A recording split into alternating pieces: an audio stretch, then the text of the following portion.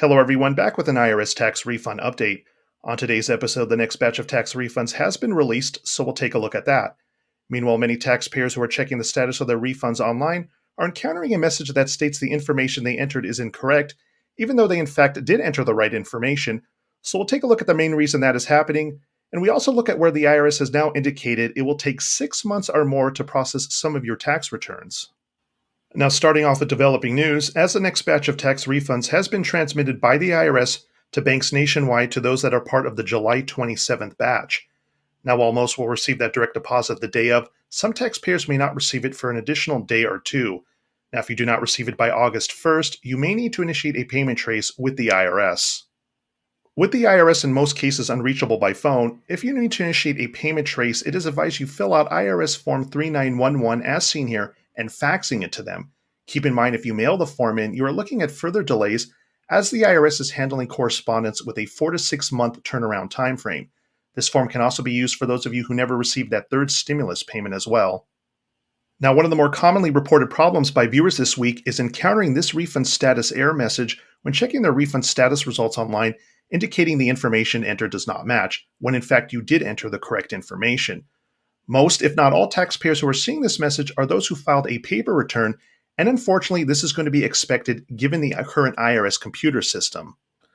Now, this is expected because when the IRS receives your paper return by mail, they do not log it into the system and mark it as received. So unless you sent your return by certified mail, you have no way of knowing that they were even received by the IRS. Now, given there's still over 9 million unprocessed paper returns remaining, it is all but likely your return is sitting at one of the 3 processing centers in the country waiting to be processed, and you will not see any update online until actual processing begins.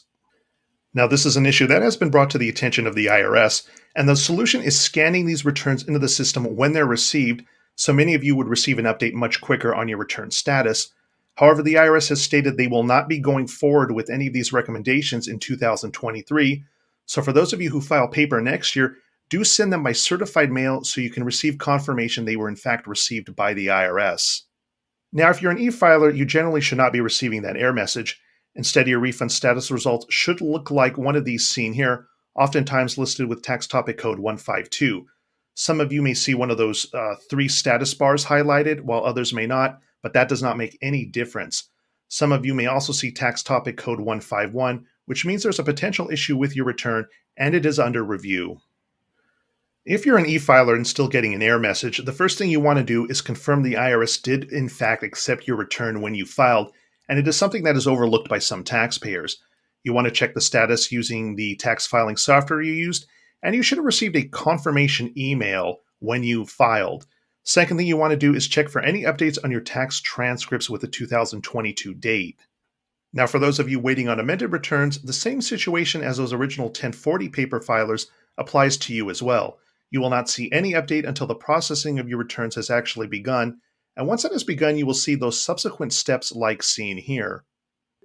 In other news, the IRS posted an update, not in the regular weekly updates, but elsewhere on their website to indicate that those who filed by paper can expect the processing of the returns to take 6 months or more.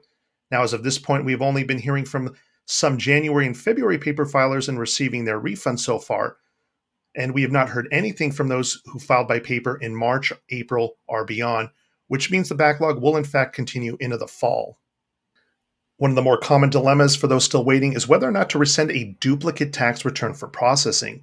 Now, the IRS instructs taxpayers not to do so, and many tax preparers and accountants advise against this, as it can lead to further delays in the processing of your return and may result in a transcript code 976 appearing, which stands for a duplicate tax return, causing a refund freeze. Now, if you do send in a duplicate tax return, you may receive the letter seen here from the IRS informing you your second return was received and they were unable to process it, and advise you that you should only file 1 return a year unless it is an amended return that is being filed after your original return. Let us know in the comment section below what problem you're currently experiencing. We are reading every comment, however, have been delayed in responding due to the volume of comments currently being received. In the meantime, we will keep monitoring the situation for further developments, so make sure to click on the thumbs up and subscribe button below for future updates on this channel, and thanks for watching.